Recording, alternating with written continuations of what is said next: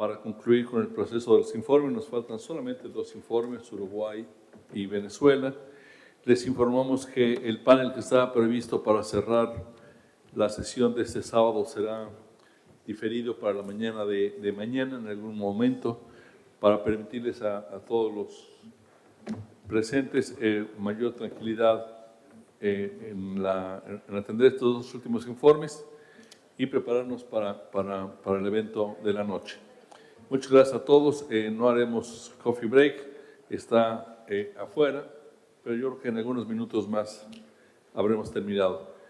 Gracias a todos por su comprensión y compromiso nuevamente.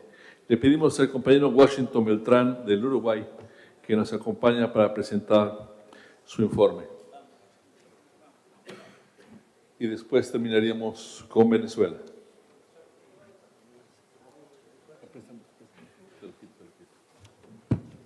Estás bien, estás bien.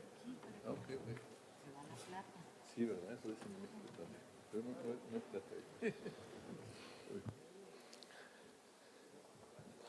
Hola. Este periodo estuvo afectado por las elecciones nacionales del 27 de octubre y el papel de las distribuidoras de noticias falsas para afectar el proceso. En consecuencia, el 22 de julio los medios anunciaron la puesta en marcha de verificado.uy. Estuvo entre los clientes de Facebook en este momento. Un grupo integrado por más de 70 medios de prensa, agencias de noticias y entidades como la Organización de la Prensa del Interior, OPI, la Asociación de la Prensa del Uruguay, APU, el Centro de Archivos y Acceso a la Información Pública, CAINFO, las universidades de la República, la Universidad de Montevideo, la Universidad Católica del Uruguay y la Universidad ORT, con el propósito de combatir las noticias falsas en la campaña electoral. Con financiación de grandes organizaciones internacionales como Google News Lab, Facebook, First Draft y Fundación Avina, desde Verificado.uy, se organizó una redacción de periodistas que fueron capacitados para trabajar en el rastreo y la verificación de rumores a nivel de plataformas digitales y en el análisis de los discursos políticos. El grupo asumió la responsabilidad de redactar los chequeos y los medios aliados de amplificarlo. A fines de septiembre, los casos estudiados llegaban a 16. El Gobierno, por otro lado, ha insistido en el uso de la cadena de radio y televisión a la que le cambió el nombre, pero no su contenido político. Ahora se llaman emisiones oficiales de transmisión simultánea y, de acuerdo a la Ley de Medios, obligan a las emisoras de radio y televisión a transmitir su campaña de bien público en forma gratuita hasta 15 minutos diarios. Lo hace indefectiblemente en los horarios centrales, con un acentuado perfil político electoral, y se ha utilizado abiertamente en momentos en que los partidos políticos están impedidos de realizar publicidad electoral. La ley solo la permite 30 días antes de las elecciones. Finalmente, este año electoral generó también un cargo muy significativo sobre la actitud de las principales figuras del oficialista Frente Amplio con respecto al régimen de Maduro en Venezuela. Si bien el Gobierno no ha modificado su posición de simple espectador ante los desbordes totalitarios y las reiteradas violaciones de libertades fundamentales, derechos humanos y garantías democráticas, el candidato del Frente Amplio, Daniel Martínez, y otros dirigentes han reconocido tímidamente que en Venezuela se ha instalado una dictadura, lo que le ha valido crítica de algunos de sus partidos y sectores que constituyen el Frente Amplio. Eso es todo. Si lo bueno es breve, es doblemente bueno, ¿verdad?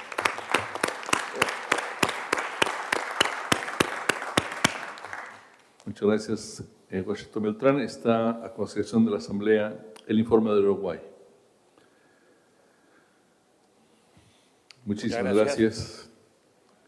Y por último, que no al final, le pedimos a nuestro compañero Miguel Enrique Otero que nos presente el informe de Venezuela.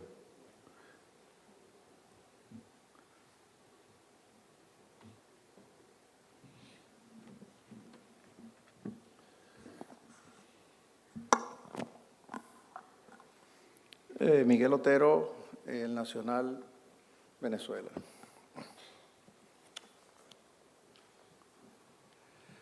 En este periodo, el clima de libertad de prensa se ha deteriorado, haciendo más incierto y peligroso el trabajo periodístico.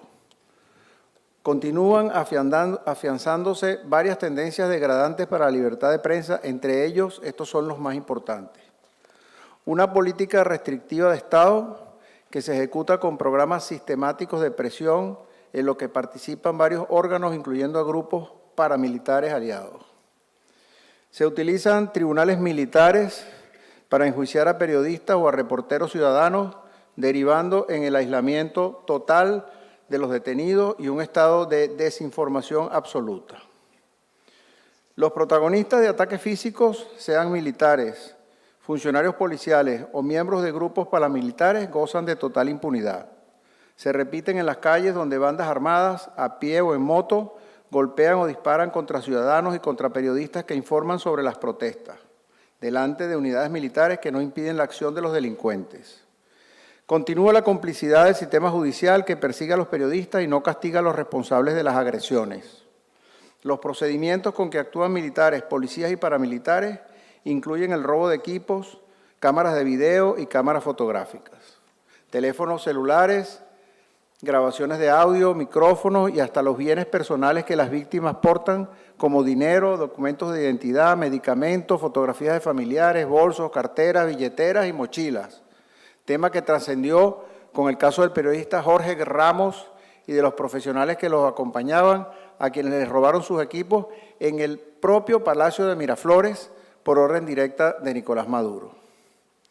Continúan las prácticas represivas en todo el territorio nacional y de persecución a periodistas, salvo aquellos que trabajan para medios o portales oficialistas.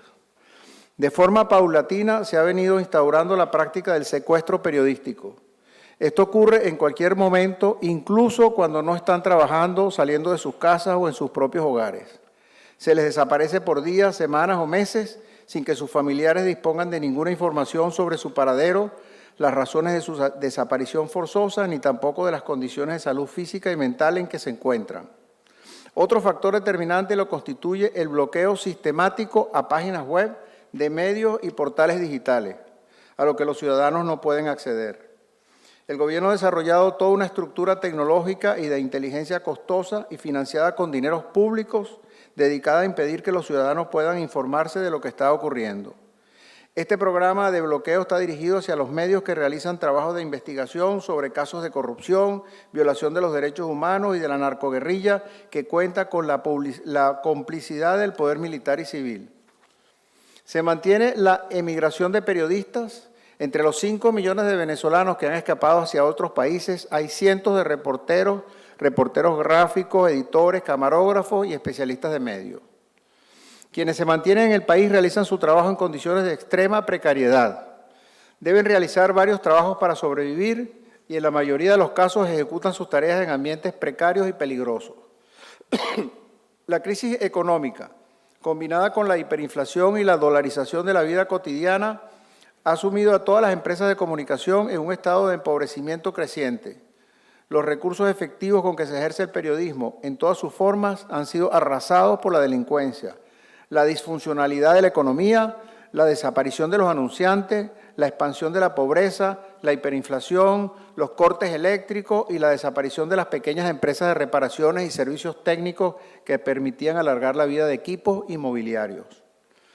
Ante esta situación se necesita articular medidas para preservar las estructuras que todavía se mantienen en defensa de la libertad de expresión para la integridad física de los periodistas venezolanos, para crear y establecer mecanismos de apoyo financiero a los medios y para mantener esta situación anti-libertad de prensa en la agenda pública internacional.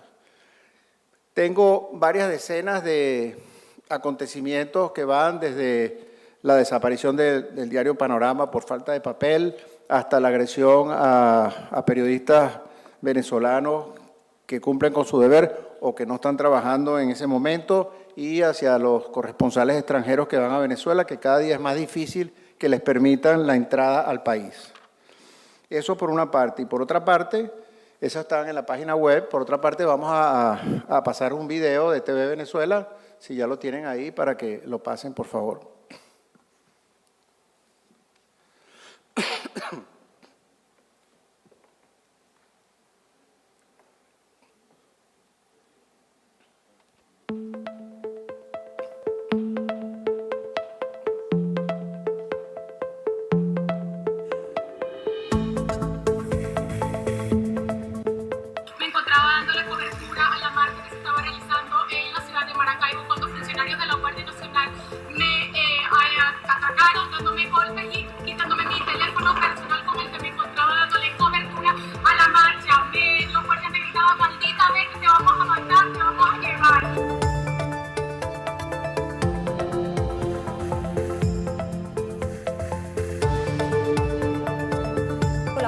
corresponsal en Venezuela, Oscar Schlenker, a quien le preguntamos si existe alguna información o comunicado oficial que indique las razones o el tiempo que estará Deutsche Welle fuera del aire en Venezuela. Escuchemos qué nos dice. Deutsche Welle está fuera del aire indefinidamente hasta las noticias que nosotros podemos recoger.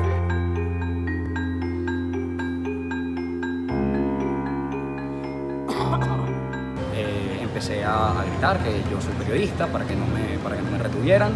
Efectivamente se inició un procedimiento de persecución contra mi persona en el que los efectivos de la Policía Nacional Bolivariana participaron. Además de ello, participó también una patrulla de un cuerpo policial al que todavía no han identificado, que trató de arrollarme. Te va a solicitar aplicar la ley del odio en estos casos.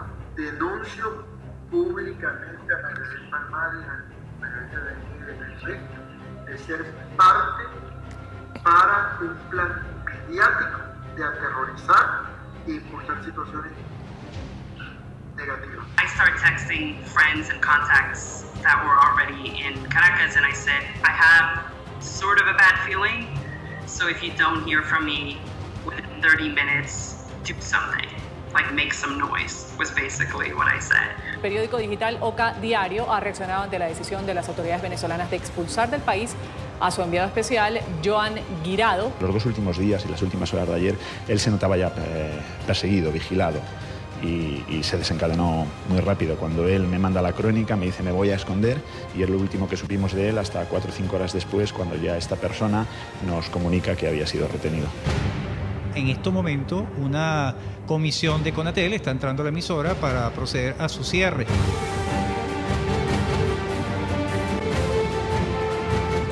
Funcionarios de la Guardia Nacional nos ha replegado hacia este extremo de la sede parlamentaria venezolana. Y ha amenazado a periodistas con detenerlos si no se retiran. Voy contigo por la cámara, Martín. Voy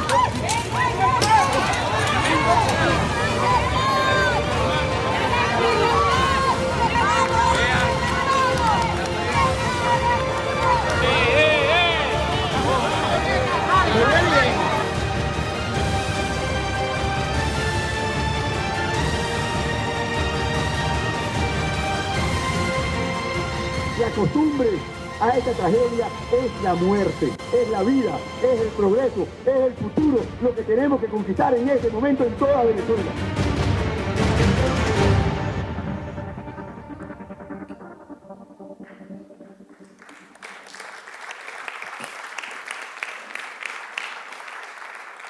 Bueno, yo creo que con todos estos cortos de 3 y 4 minutos que hemos presentado en todas las asambleas de la CIP, podríamos hacer ya un largometraje sobre este tema.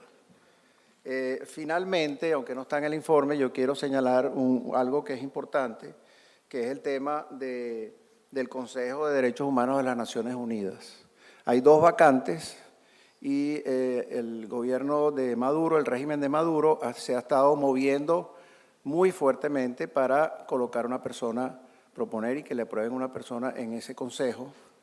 El ex embajador Samuel Moncada, que era embajador de las Naciones Unidas, ha movido el voto de 120 países no alineados para que apoyen la moción de Nicolás Maduro en cubrir la vacante en el Consejo. Finalmente, hace 3 días se movió Costa Rica. Oscar Arias llamó al gobierno de Costa Rica y en las últimas horas Costa Rica se ha movido para tratar de cubrir esa vacante, pero no sé si da tiempo para hacer una cosa así, pero sería muy importante que la CIP hiciera alguna declaración sobre este tema. Hay que recordar que la comisionada, la alta comisionada de las Naciones Unidas, la señora Bachelet, hizo un informe sobre la situación de derechos humanos en Venezuela, que es un informe, a mi modo de ver, muy importante. Está todo, ahí está todo. Y en el tema de libertad de expresión, libertad de prensa, el informe dice En relación con la libertad de opinión y expresión, el documento condena la clausura de decenas de medios impresos, el cierre de emisoras de radio, la prohibición de canales de televisión y el bloqueo habitual de plataformas de medios sociales, así como la detención de periodistas y el arresto arbitrario de personas por expresar su opinión en los medios sociales. O sea, eso es lo que dice la señora Bachelet, que a mi modo de ver es importante, pero ese informe tiene las 6.000 ejecuciones extrajudiciales del régimen de Maduro en los últimos tiempos, que ya lo lleva a un tema de lesa humanidad.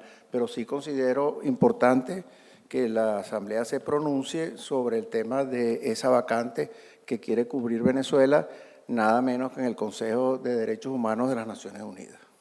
Gracias.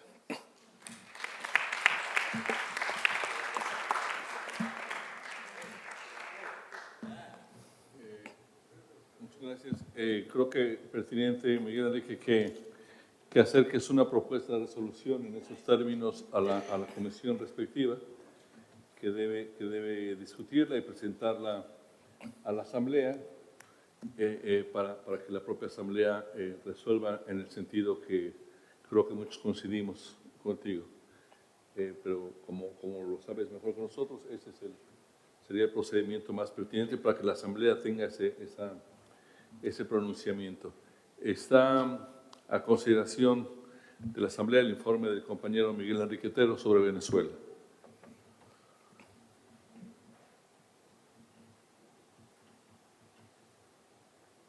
¿Alguna cuestión adicional, Miguel, que quieras adicionar? Perfecto. Le agradecemos nuevamente a nuestro colega de Venezuela su informe.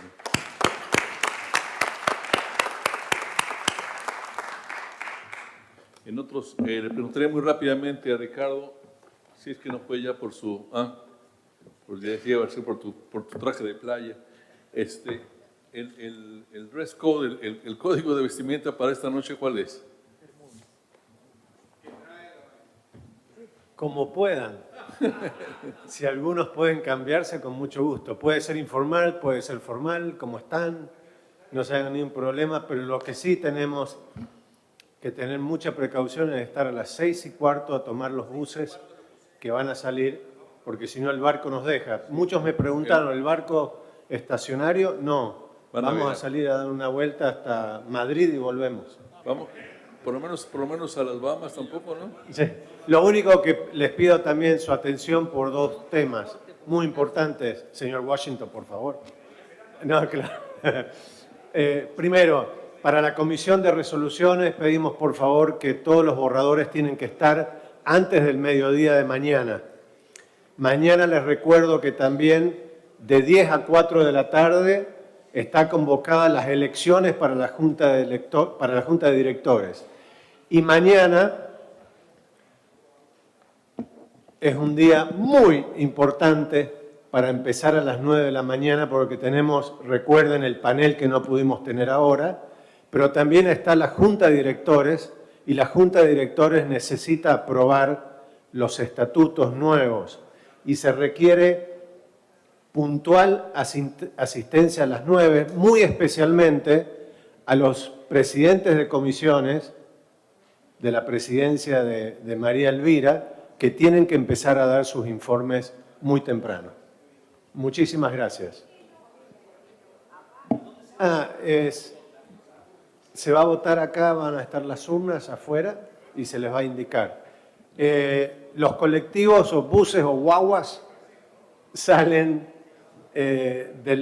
no de la rampa del hotel en el lobby, hay que ir por el lobby de abajo. Lower lobby. Perdón, antes de que se vayan, quiero dar las gracias a nuestro presidente de la Comisión de Libertad de Prensa por todo la sesión que hemos tenido hoy y por todo su trabajo durante este último año. Muchas gracias.